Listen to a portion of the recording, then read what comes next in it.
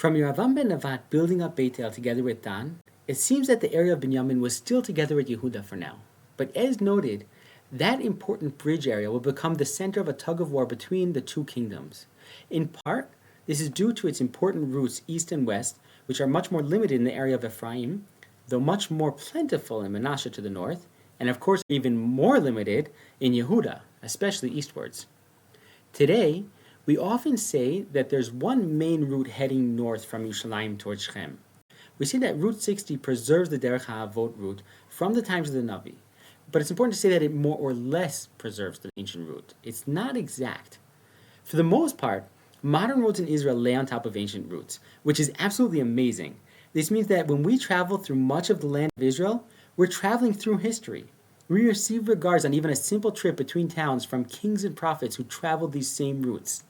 The historic words pop up off the page and appear before you as you travel through the land, if of course you know the land, which you're already becoming very familiar with by this point.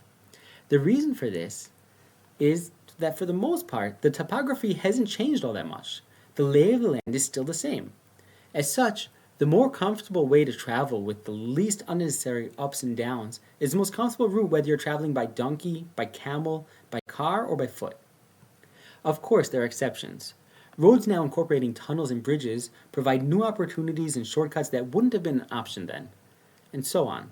Here we have another consideration: modern security concerns.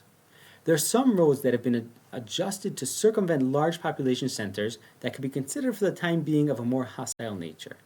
Namely, we really don't want to be driving through Ramallah right now with the current population there.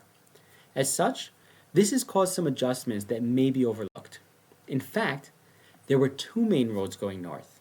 The primary one from Yerushalayim through Beit El and on towards Shechem today passes through Ramallah, and as such, it's circumvented. And the secondary route heading northeast through Geva and Michmas is a more secure option today. After that, it then passes to the east of Beit El, of the Tanakh, meaning Kfar Bitin, as it's known today, and then continues for the most part along the main route north towards Shechem. So today's route is a bit of a mix between the two. Here Baasha, the king of Israel, the northern kingdom, moves in and takes over the area of Ramah in Binyamin. This is quite a threatening move. He moved right down to the middle of Binyamin and takes over a point that's in essence a junction controlling these two routes and leaving Yehuda cut off from any way north or even to the northeast.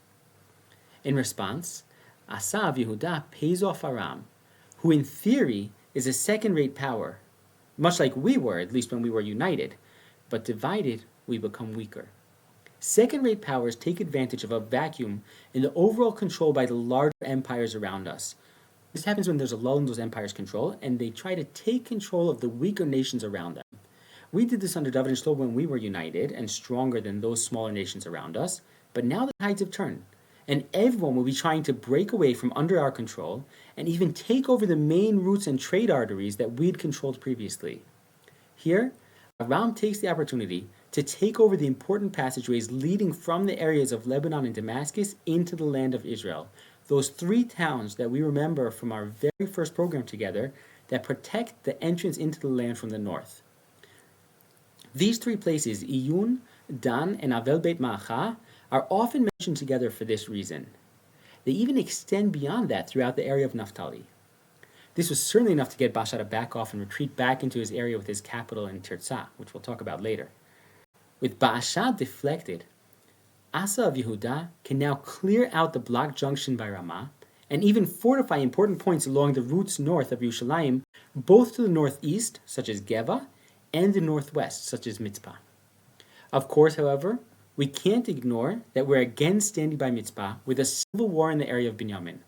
We're so filled with anger and the desire for vengeance that we'll even call in our own enemies to attack our own brothers. This is a very, very dangerous precedent to set. If Aram could have done this earlier, why didn't they? It seems that the northern kingdom at this point recognized them as a stronger neighbor and paid them off not to attack, but Asa of Yehuda paid them more. It could be another thing, though. To demand payment is one thing. Taking over strategic areas by force is a much more daring move. If Aram had actually attacked beforehand, there's a chance that Yehuda would have backed up their northern neighbors. Even if they're at each other's throats, they're brothers.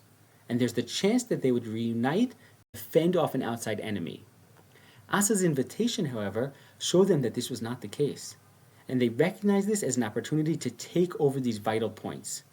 Once they taste the opportunities available to them with these passages and perhaps the connecting routes out to the Phoenician towns of Tsor and Sidon to the west, they're not going to be quick to allow them to get away. This will have dramatic significance later on, which, despite being hinted at repeatedly through the geography, is almost always overlooked, but not by us.